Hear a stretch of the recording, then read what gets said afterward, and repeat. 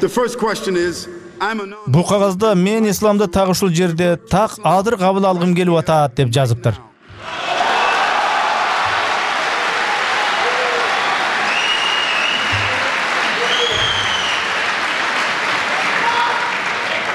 But this is a sister, she says. Анан ошол кыз моментип сураптыр. Исламды кабыл аларда сөзсүз атайын көйнөк кийим керекпи дептир. Карындашым, ага кыжалат болбо. Жакшысы жүрөгүңдө эмне бар экенин аңда. Исламды кабыл ал.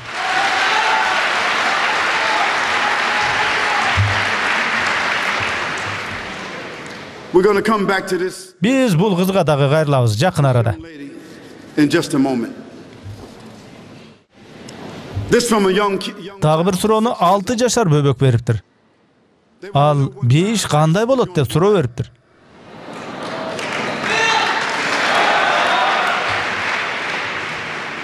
Well, let me just tell you this. Бир нерсе айтып коюн, уруксат этсеңер. Пайгамбар саллаллаху алейхи ва саллям айткан: "Бейиште бөбөктөр болбойт" деген экен. But wait a minute. Бир аз тыным кылгыла.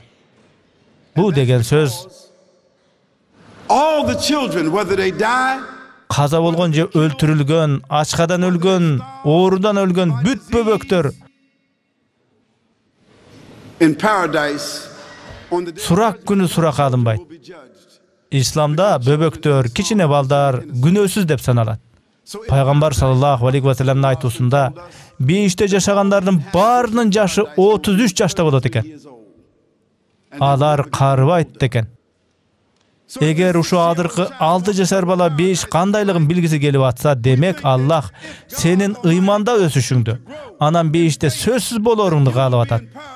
Эгер бала курактан ары өсүп, чоң киши боло электе бейишке түшчү болсоң, анда сенин жашың да бейиште 33 жашта болот. Paradise, you also will be 33 years old.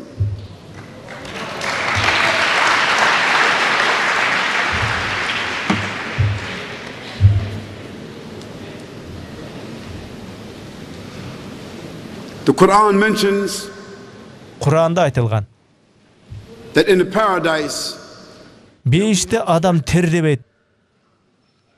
Жаман жыт чыкпайт адамдан. Душка түшүнүн кереги жок болот. Эч ким карыбайт.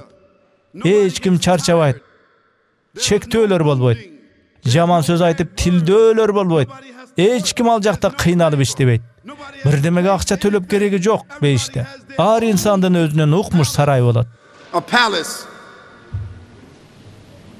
Everybody has their own palace. A palace in paradise. Бейиштеги ал укмуш сарай биз ушу жыйын өтүп аткан залдан 5 балким 10 эсе чоң болот дейт. Ар бир киши ошондой чоң сарайлуу болот. Ар биринин кооз кийимдери болот. Ар бир инсан жумшак, ажайып, жакут, бриллиант, мамык төшөктөрдө жатат. Pearls and diamonds encrusted. Everybody will have the food. Ар кимдин каалаган тамак ашы болот. Тамак жасап убара болушпайт. Мөмө жемиштер өз короңордун бактарында өсүп турат. Жегенди кааласаңар алар өзү эле ийилип, колуңарга төгүлүп турат. Ар бириңерде каалоолоруңарды аткарып чуркап турган кызматчылар болот. Өзүңкүн өзүң жыйна, идишиңди жуу деген нерсе болбойт ал жакта. Paradise means Бейиш деген бул силер ушул дүйнөдө кыялданып жүргөн нерселердин туу чокусу. Ошону толугу менен аласыңар. Ошого жетесиңер. Эң негизгиси бейиштин эч бир жашоочусу каза болбойт такыр. Ар бир киши түбөлүк жашашат. Ал жерде тынчтык деген сөздөрдү гана угасың. Эгер сен менин таанышым болсоң, анда мен сенин кол сарайыңа барып вечеринка кылсак да болот. I'll come over to your palace and we party over there.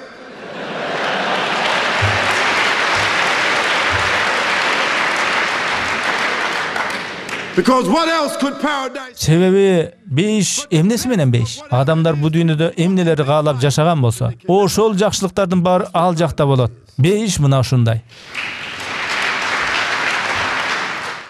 Someone says, Бирөө жазыптыр: "Ассаламу алейкум" деп. Сага да тынчтык каалайм. Мен 2 ай мурун эле ислам тууралуу билдим. Ошондо мен Кудай тууралуу, жашоодогу максат тууралуу ойлонуп баштадым. Ошентип ойлонуп, Кудай барлыгына ишенип эле аткам. Бирок жакындан баштап кээде күмөнсүйлөр болуп атат. Эмне кеңеш бересиз мага дейт. Жигит, сен биз сыяктуу эле адамсың. Пайгамбар саллаллаху алейхи ва саллям айтыптыр. Адамдын ыйманы бирде жогорулап, бирде ылдыйлап турат. Bir günü sizdin ыйман өтө күчтүү болот, а башка күнү ыйманыңызга шектенип аралайт.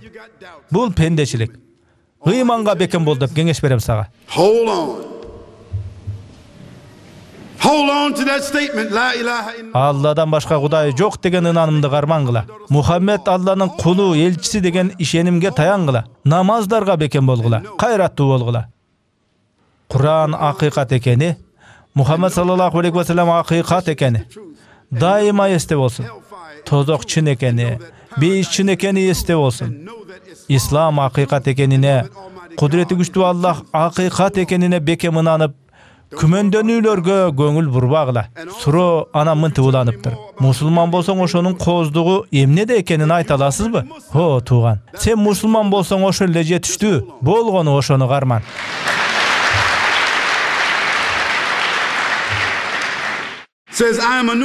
Бу катта мен жаңы эле мусулман болгом, бирок апам католик динин кармана. Ал шизофрения илдети менен жабыркайт. Исламды кабылдабаган үчүн жооптуу болобу апам? Эгер жаңылбасам, шизофрения деген оорулуу адам эки адам болуп бөлүнүп жашап калат, бирөө эле. Бирөөсү мейли жоопкерчиликтүү болбойт дейли. А экинчиси Кудай жана жашоо тууралуу кадимкидей түшүнүгү болсо, албетте ошого жараша суралат. Мен бул суроого жооп берүүгө толук жоопкерчилик ала албайм. Апаңыздын чыныгы абалы кандайлыгы мага караганда сизге жакшыраак белгилүү. Менин сизге сунушум: апаңыздын жанында болуңуз, ага кам көрүңүз. Сиз өз мүнөзүңүз, баскан турганыңыз менен ага Аллахтан башка сыйынууга татыктуу Кудай жоктугун далилдеңиз. Анын католик дининде экенин унутуңуз. Балким ошол динде болгону акыры жакшылык алып келер. Болгону ага жакшы мамиле кылыңыз. Сылап сыйпап караңыз. Баарын кылыңыз. Кызы же уулу апасына кылчу жакшылыктын баарын кылыңыз. Пейлиңиз, кылык жоруңуз менен анын көңүлүн алыңыз. Апам шизофрения ичинде эки адам болуп бөлүнүп жашайт деп кыжалаттанбаңыз. Себеби мусулмандар арасында азыр эки жүздүүлөр дагы көп экенин билем. Дагы суроо. Мен өтө тынсызданып, жаным жай албай атат. Себеби Иисустун пайгамбарлык вазыйпасы болгону 2 жыл гана уланыптыр.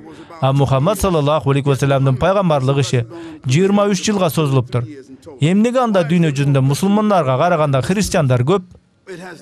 Чынында сен буга кыжалат болбой эле кой. Иисустун миссиясы боюнча айтсам, анын пайгамбарлыгы өзүнүн каалоосу эмес, жараткандын буйругу болгон. Мухаммад саллаллаху алейхи ва салламдын пайгамбарлыгы деле анын өз каалоосу эмес, Аллахтын буйругу болгон. Тактык үчүн эле айтып койгум келип атат. Дүйнөдө 1,3 миллиард адам христианчылыкты тутушат. Ошол эле көлөмдө мусулмандар бар. Айрым мусулмандар жок, тигилер көп дейттир. Айрым христиандар жок, тигилер көп экен дейт чыгар. Маселе анда эмес. Негизи мусулмандар менен христиандар жер шарындагы калктын теңин түзөт. Бир тарабы Иисус Христостун жолундабыз дешсе, бир тарабы Мухаммад саллаллаху алейхи ва саллям дининдебиз дешет. Жалгыз бир Кудайдан башка сыйынууга татыктуу зат жоктугуна ынанышат.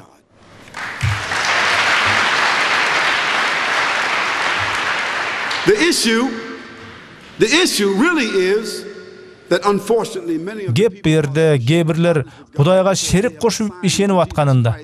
Айрымдар Иисусту же бир атрибутту Кудай деп эсептеп жүрүшөт. Проблема ушунда. Бирок бул башка ирет биз сүйлөшө турган тема экен. Дагы бир суроо: Исламда маданиятты тутунууга уруксат берилеби дейт. Исламда күнүмдүк жашоону жөнгө салчу эрежелер бар. Ал эрежелер ошол элдин маданиятына каршы келбейби? Шариатта тууганчылык байланышты үзбөгүлө делинет.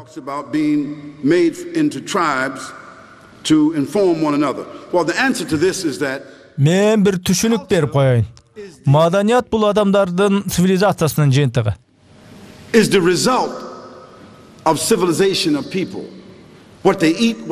Не жейт, не ичет, не кийинет, кайсы тилде сүйлөйт, үрп адаты кандай. Мунун баары маданият. Ар бир калктын өзүнүн үрп адаты бар. Бирок алар деген адамдар да.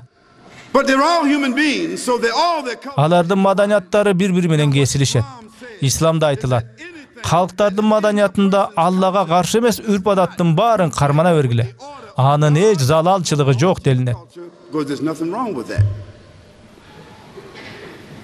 But if there's something in your culture, Бирок силердин маданиятта, үрп-адатта Аллахтын буйругуна каршы келчү нерселер болсо, эмне кылышыңыз керек? Үрп-адаттын ошол осол жерлерин таштап, Аллахтын буйруктарын аткарууга артыкчылык бериңиз. Исламдын кооздугу ушунда. Мисалы Кытайга бара турган болсоңуз, Кытай маданиятын көңүлгө албаңыз. Бирок ошол эле кезде Кытайда да мусулмандар бар да. Эгер Америкага барып калсаңыз, америкалык мусулмандарды көрсөңүз, демек алар америкалык мусулмандар. Алар Америка маданиятында жашашат. Так эле ошондой көрүнүш Австралияда, ошол көрүнүш Францияда, Батыш же Чыгыш Африкада деле ушундай көрүнүш. Себеби маданият адамдар үчүн кадыресе көрүнүш. Бирок исламды карманып жашоо маданияттан, үрп-адаттан бийик турат. Ислам маданиятка карап эмес, маданият исламга карап түздөнүшү керек.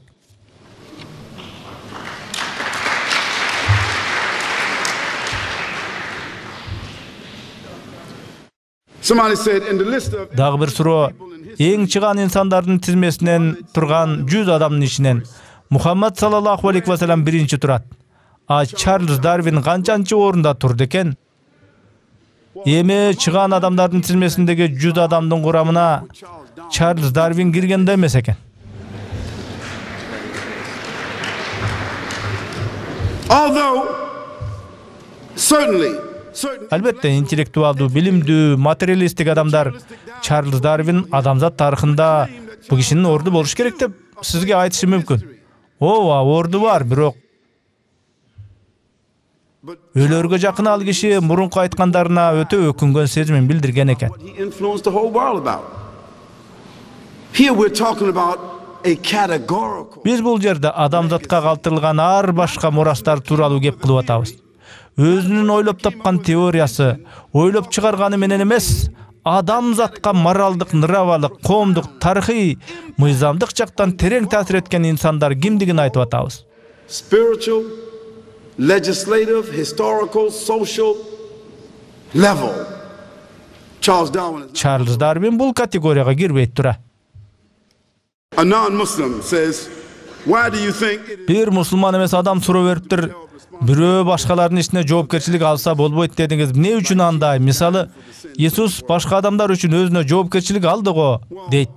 First of all, in all fairness, Биринчиден чынын айтчу болсом, эгер Иисус бу дүйнөнүн күнөөсү үчүн 2000-2004 жыл мурун өлгөн болсо, макул Иисус бүт дүйнө жүзүндөгү адамдардын күнөөсүн көтөрүп өлгөн болсо, for the sins of the world, if that is a principle, now Jesus didn't say that, but somebody else said it. But let's say албетте мынтип өзү такыр айтканда эместечи.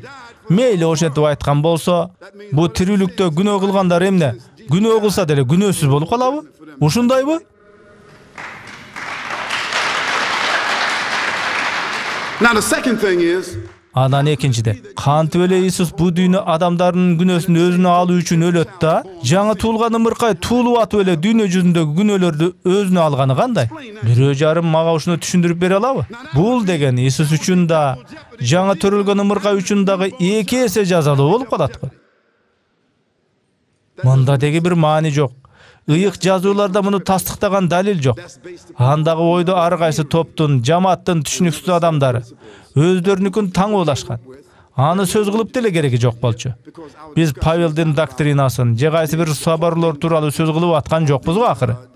Кептин баары бу кагазга жазылган оюңуз ыйык китептерде тастыкталган эмес. Пайгамбарларга жиберилген осуяттардын бирине дагы туура келбейт. Ошон үчүн биз андан баш тартабыз. any prophets, so we don't accept that. What does the Quran Куранда Мария тууралуу эмне айтылган? Мария Иисус Христостун энеси. Келгиле көрөлү. Куранда Мария тууралуу эмне жазылган? Well, what it says about Mary, Курандагы 19-сүрөнү карайлы. Анда 98 аят бар. Көрдүңөрбү? Мария тууралуу Куранда канча көп аят бар.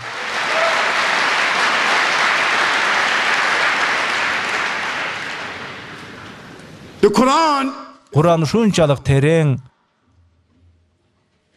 the proof that Muhammad Бул Мухаммад саллаллаху алейхи ва саллям Куранды ойдон чыгарып, өзү жазбаганынын далили мына ушул. Eger al ырасында эле өзү жазган болсо, Muhammad деген өзүнүн атына байланышкан bir сүрөнү деле кошуп коймок. Өзү тууралуу же апасы Амина тууралуу дагы bir сүрө кошуп жазмак. Бирок ал өзү тууралуу да, апасы Амина тууралуу да сүрө кошуп жаза салган жок. Бул жерде Иисус Христостун апасы тууралуу сүрө болуп атат.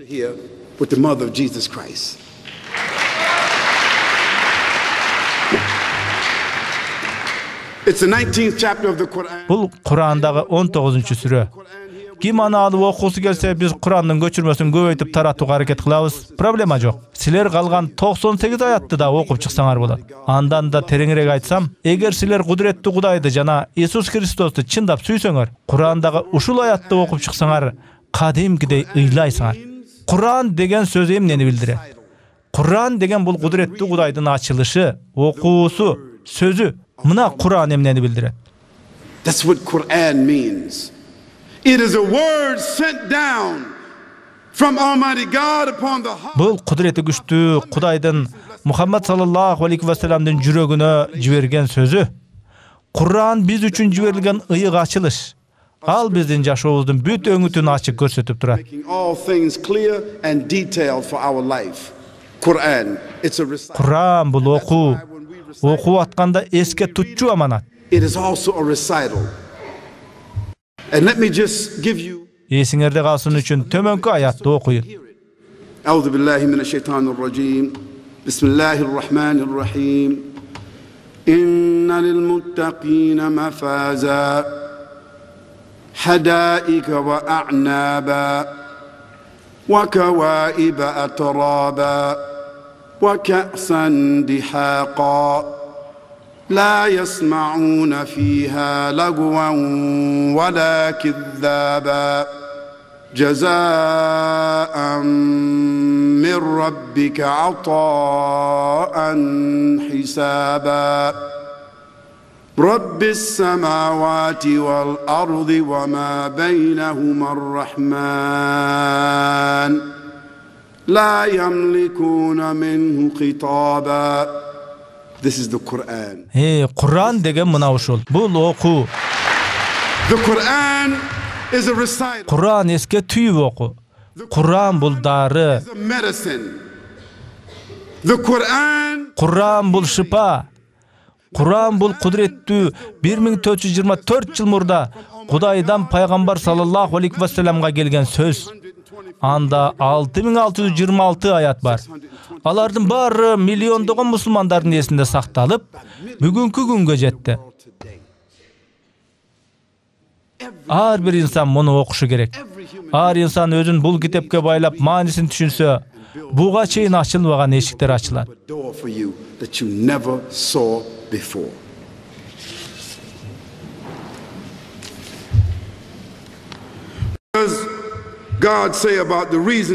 Аллах бизди жаратуудагы максат тууралуу эмне дейт? Ал мынтет.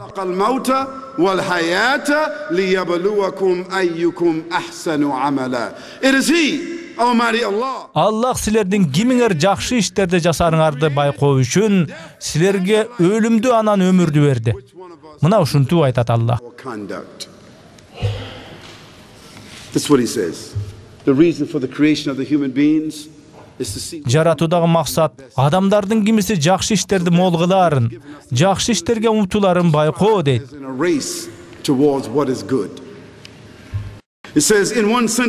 Дагы бир суроо берилиптир. Жашоодогу ийгилик эмне деп? Жашоодогу чыныгы акыйкат жаратуучуну таануу.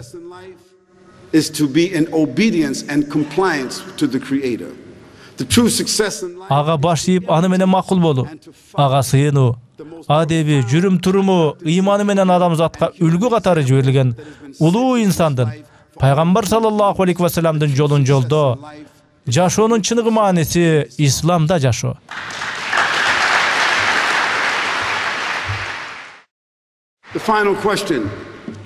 Акыркы суроолордун бири, Куранда кереметтер барбы дейт. Албетте бар. Силерге эң аз дегенде 15-20 аят окуп берер элем, бирок анын адырга жети жок. Айтайын дегеним, ушул Кур'ан китеби 1424 жыл мурун тамга тааныбаган, саватсыз инсанга жиберилген. Пайгамбар саллаллаху алейхи ва саллям өзүнө жиберилген ал аяттарды 24 жыл бою эске түйүп жаттаган. And it was memorized by the prophet himself. Ыйык Куранды толугу менен анын сахабалары эске түйүп жаттаган. Пайгамбар өзүнө келген аяттар менен сахабалар жаттаган аяттарды текшерип бышыктап турган. Жабраил периште дагы пайгамбар саллаллаху алейхи ва салламдын жаттаган аяттарын улам текшерип турган. Пайгамбар саллаллаху алейхи ва саллам каза болгондо, анын көзөмөлү менен Куранды толук жаттаган сахабаларда ар доор замандарда Куранды толук эсине сактаган миллиондогон мусулмандар да бул ыйык сөздөрдү эсине түйүп сактап келишкен. Мен кепилдик беремин. Ушу залда адыр араңарда 1-би, 2-би, 3-бі, балким 4-бі Куранды толугу менен жаттаган мусулмандар табылат. Анан дагы ушул Курандагы бир керемет эч бир ыйык китептерде кездешпейт. Бүт Библияларда, бүт Талмудтарда, бүт индуистик жазууларда, бүт Будда жазуулары, ошолордун баары океанга ыргытылчу болсо, адамдар мейли ошол китептерди океанга ыргытууга макул болушса, анын катарында бүт Куран китептеринин барын бирин калтырбай океанга ыргытчу болсо, болгону бир же 2 күндүн ичинде кайра так ошол Куран пайда боло калат. Анткени Курандын бүт барын толугу менен жаттап эске түйгөн мусулмандар көп.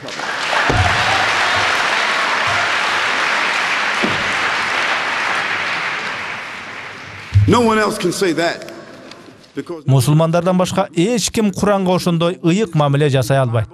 Себеби эч бир адам Библияны же башка бир ыйык китептин маңызына жетип, эмне китеп экенин толук аңдап, өзүнчө бир чечим чыгара албайт. Куранда болсо жеке өзүнө таандык кереметтери бар. Ошол китептин өзүндөгү кереметтерге же пайгамбар саллаллаху алейхи ва салламга таандык кереметтердин барлыгына карабай, чыныгы керемет бул Курандын өзү. Урматтуу туугандар жана акыйкат издегендер, ардактуу коноктор, силердин сабырыңарды өтө кадырлайбыз.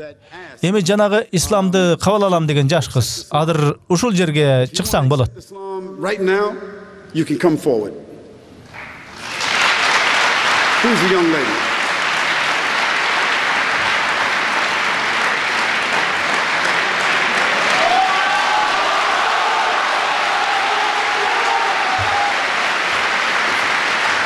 Come here. Mashallah.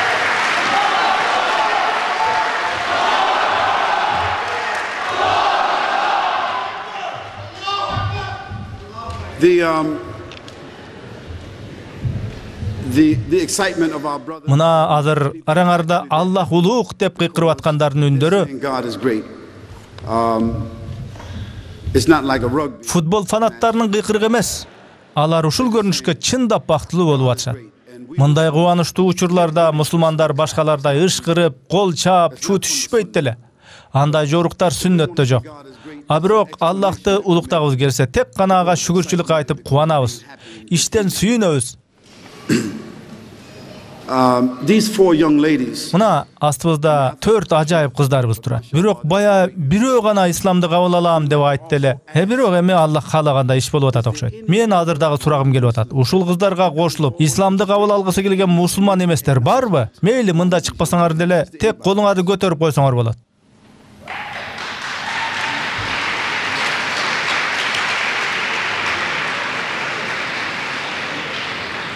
If so, just come down. Каалагандар болсо, могу кыздардын жанына келсеңер болот. It's a bit shy.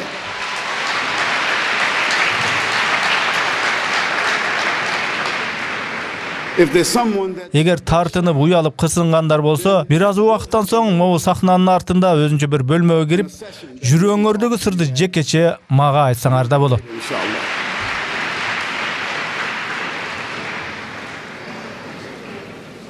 I have witnessed myself accepting. Мен так ушинтип исламды кабыл алгандарга көбө болгон 7000 учур болду. Силерге айтып коерум, алардын 65-70% аялдар, кыздар болчу.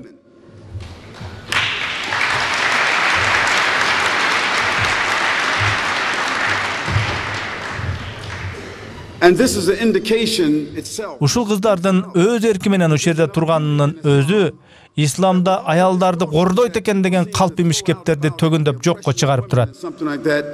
These women didn't buy that. The beauty of Islam, the balance of Islam. Исламдын кооздугунда, ажайыптыгында, гармониялуулугунда күмөн жок. Силердин исламды кабыл алууңар диний ырым-жырым ритуал эмес. Бул болгону жүрөңүрдөгүнү элге жар салып коюу. Атай ушул жака чыгып исламды кабыл алууга кадам кылган эрдиңерге Аллах силерден ыраазы болсун. Силер Кудай менен келишим түзүп, ичиңердеги ички чечимди жараткан менен макулдашып атасыңар. Мени менен эмес, жаратуучу менен. Transaction with the Creator, not with me, with the Creator. So I want you to say. Мен айткан сөздөрдү силерди арттан кайталооңорду каалайт элем. Мен андан кийин силерге анын маанисин силер өзүңөр эмне айтканыңарга толук ынанууңар үчүн которуп берем. Сүйлөштүкпү? Окей. Say a'udhu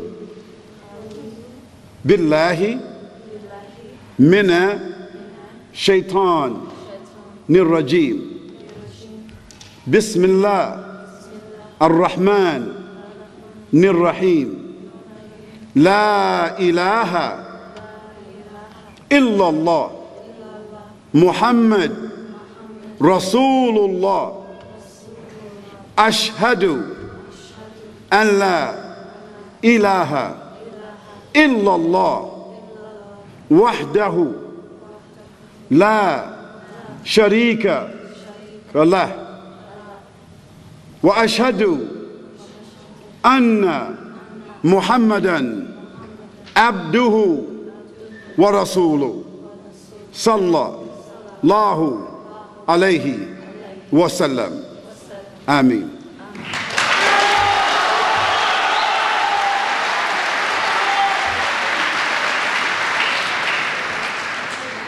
The prophet, peace and blessing be upon him. Пайгамбар саллаллаху алейхи ва саллям христианчылыктан исламга өтүп, бул динди кабыл алгандарга дагы кошумча ойлорун сурап, Иисус Алланын элчиси, пайгамбар экенине чын көңүлдөн күбөлүк берүүсүн сурап көргөн. That Jesus Christ is a prophet and messenger of Мариянын руху жана сөзү эч бир күнөөсүз, айыпсыз экенин моюндап, Иса Кудайдын уулу деген түшүнүктү аң сезимден таптакыр ыргытып салууларын өтүнгөн.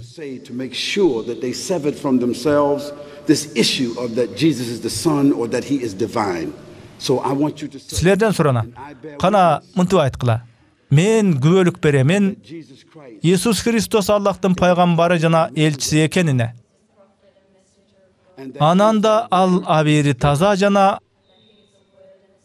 ару Мариянын сөзү жана руху экенине күбөлүк берем. Amen. Амин.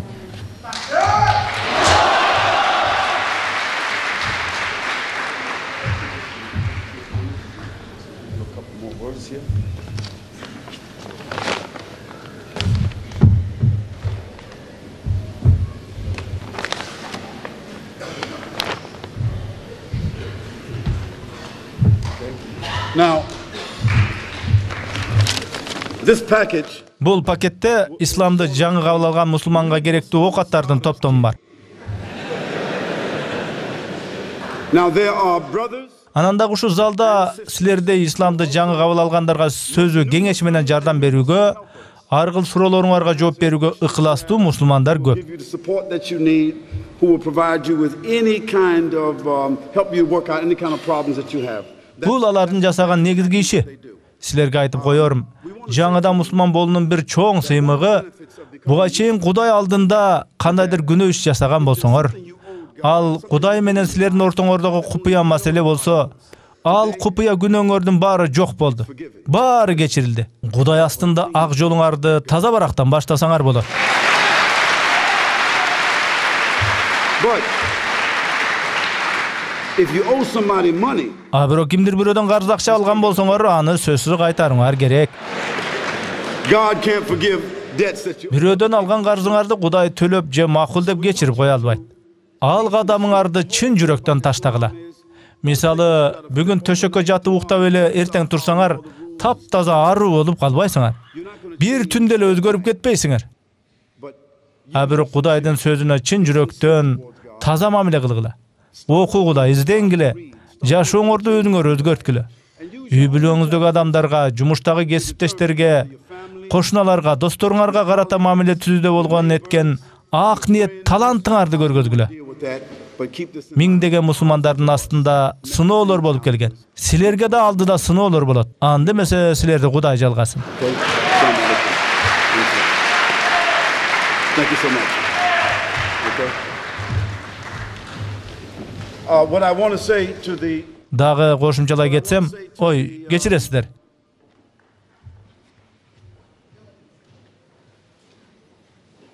Мен жана баянымда Куранда Мухаммад деген аталыштагы сүрө жок деп айттым эле.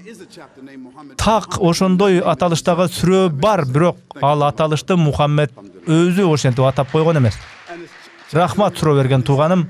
Алхамдулиллах, ал 47-чи сүрө. Менин айткым келгени, Мухаммад ал сүрөгө өзү ошентип ат койгон эмес. for those sisters, Азыр эле мусулман болгон кыздарга айтарым, аларга ушул жолду сунуш кылгандар, себеп болгондор, бияка чакыргандар, ушул жаңы мусулман кыздарга карата силерде чоң жоопкерчилик бар. Аларды эми өз проблемаңарды өзүңөр чечкиле деп баарын өздөрүнө таштап салбагыла. Аларды дайыма колдоп жөлөп кеңешиңерди берип тургула. Ар тараптан колдоп тургула. Аларга силер жооптуусуңар. Эгер ушул жаш кыздардын жолу жаш мусулман жигиттер менен кесилишип калчу болсо кокус, анда жигиттер ал кыздар менен туура мамиле кылсаңар. men, you got to make that relationship correct. You have to make it correct.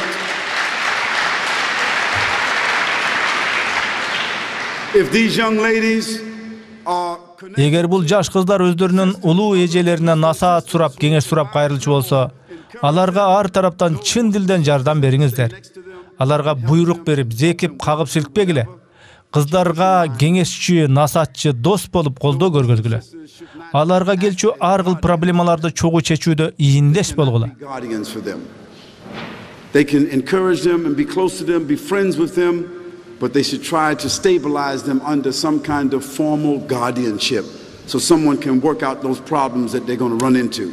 Because any change Анткени ар бирибиз жашоодо кандайдыр бир бурулуш кадам таштасак, сөзсүз аны ар кыл сыноолор коштойт. Анан бүгүнкү жыйындын соңунда сабырыңар, толеранттуулугуңар үчүн ыраазылык билдирем.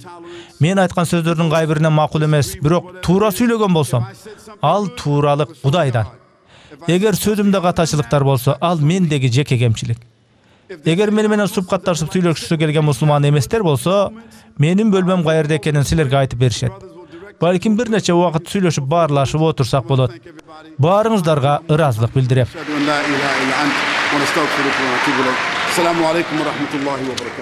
Биз кылган тириликти Мухаммад саллаллаху алейхи ва саллям да кылган. Бирок ал 4-5 сааттап тике туруп намаздарын окуган. Эртеси согушка аттанып аyoолсуз салгылашкан. Аскерлерди, армияны казгатар тизип, буйруктарды берген, даават кылган, Куранды түшүндүргөн. Ошонун баарына кантип үлгүрүп, анан дагы 4-5 саат бою тик туруп намаздарын кантип окуду экен? Мун үчүн кандай болуп жаралуу керек? Силерге айтып коюуга уруксат эткиле. Христофор Колумб жаңы жерди таап, кайтып келип, ошо тапкан жерин король Фердинанд жана королева Изабелла үчүн арнаган соң, алар баягы жерге мурункудан дагы көп кемелерди жиберет. Анан 150 жыл бою алар ошол жаңы жердеги элди дестабилдештирип, кордоп, өлтүрүп, талкалап, 89 миллиондон ашуун жергиликтүү индеестерди тукум курут кылып кырган. Ал мыкаачылыктын баарын өздөрү жаңы дүйнө деп аташкан жерди контролдоп туруу үчүн жасашкан. Канча дейсиз?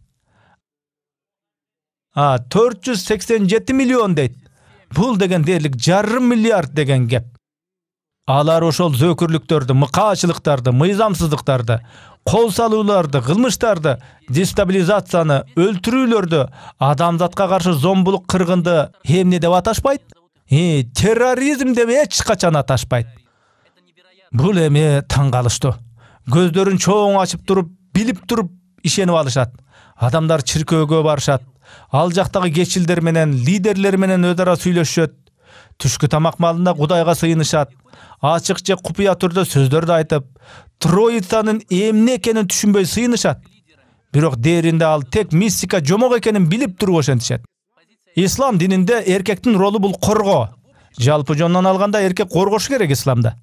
Bir өлкөгө чылк аялдардан турган аскерди жөнөткөнүн эч жерден көргөн уккан эмессиңер. Мындай эч болгон эмес. Анын себеби бар. Толук эркиндик дегенди бетке туткан Америка аскерге согушка аялдардан турган аскерлерди жөнөтө берет. Чындап келгенде эркек аял Кудайы астында бирдей жооп берет. Бирок табияты бирдей тең эмес. Эгер мына жерден кокус бир келемес чуркап өтүп кетсе, аял моментип чочуп кетет.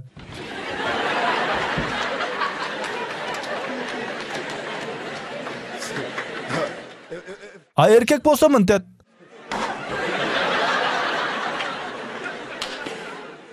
Чыны ушундай да. Саркы Багымдатты окуган адам эле банкты тоногонун коюп калат дейсиңерби? Эркек аялга же аял эркекке телефон чалат. Качан жолугабыз?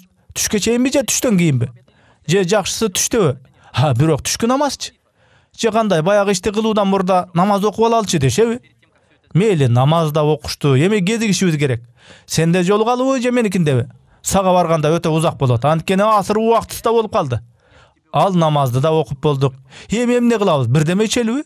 Кийинки намаз убактыста келип калыптыр. Эми мындай болбойт да негизичи. Намаздын түпкү мааниси Куранда айтылгандай, акыйкатта намаз адамды жаман иштерден коргоочу, алыс кылчу жакшы амал. Bir gün эле bir аял ойгонуп дароо никап кийет. Ошо күндөн тартып помада коюнбайт, атыр себинбейт. Эркектер менен такыр байланышты үзөт. Анткени абир ариетин сактоону көздөп үйүндө болот. Күйөөсү аны көрүп, "Сага эмне болду?" деп сурайт. Анда аялы кече мен Курандан бир аят окуп, Пайгамбар саллаллаху алейхи ва салламдын бир хадисин окуп, ошого аябай ыйладым. Өз динимди ойлодум. Эми мен мурункудай жашоону каалабайм дейт. Анда күйөөсү, "Эми сенин мага керегиң жок. Жогол, сен экстремистке болуп калган турбайсыңбы?" дейт. Эми ал аял жалгыз жана бөтөн болуп калды. Алхамдулиллах, мейли анын күйөөсү таштап кетсин. Аллахтан ал аялга так өзүндөй ыймандуу бирөө жолуксун деп тилейбиз. Коңшуңар мусулмандар, жумушта кесиптештериңер мусулмандар, мына так ошолор адамдардын исламды туура түшүнүүгө болгон умтулуусуна бөгөт болот. Себеби адамдар чыныгы ислам кайсы, баштары чаташып деле бүтүштү.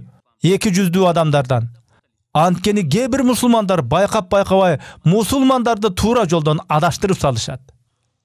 Эми мына ошол казына ага умтулгандар үчүн ачык, болгону болгондой таза, аруу. Мен мына ошол жерде отурган мусулман эмес адамдын ар бирине айтмакчымын. Мына ошол казынадан силерге дагы бөлүшөйүн деп турам.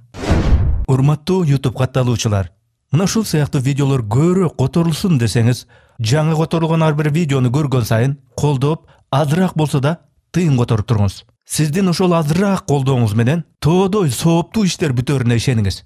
Анан дагы YouTube'дагы диний тематикадагы кандай видеолорду которуу туура болот, кайсы диний аалымдардын видеолорун которсок болот. Ошол боюнча сунушуңуздарды берип, ошол видеолордун шилтемелерин, ссылкаларын комментарийге калтырып туруңуздар. Колдооңуздар үчүн чоң рахмат.